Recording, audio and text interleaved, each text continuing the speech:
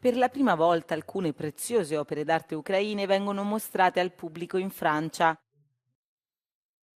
4 rarissime icone provenienti dall'Ucraina sono attualmente esposte al museo Louvre-Lens, 200 km a nord di Parigi.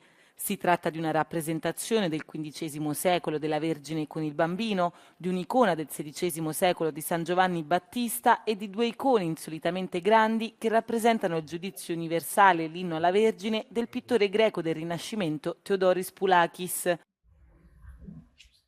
Conservare questi capolavori non è un'impresa facile. L'idée, c'était de leur offrir les meilleures conditions de conservation possibles, parce que en Ukraine, dans les circonstances actuelles, cela a été compromis. Ce sont des œuvres fragiles qui sont peintes sur bois. Elles sont peintes à la tempéra. Elles nécessitent donc une température stable. Elles nécessitent aussi des conditions de sécurité, peu de manipulation. Donc, évidemment, les réserves du Louvre offrent toutes ces conditions particulières. Nel maggio 2023 16 icone sono state segretamente evacuate dal Museo Kanenko di Kiev per proteggerle dagli attacchi russi, un'operazione altamente delicata e pericolosa condotta dal Museo del Louvre.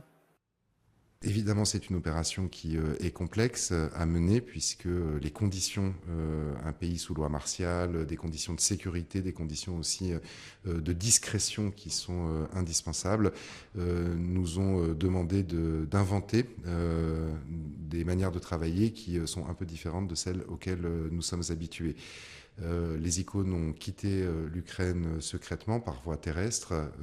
Elles ont été accompagnées par tout le dispositif de sécurité nécessaire. Elles ont traversé la frontière et à travers la Pologne puis l'Allemagne, elles sont arrivées jusqu'à Paris pour pouvoir être abritées dans nos réserves.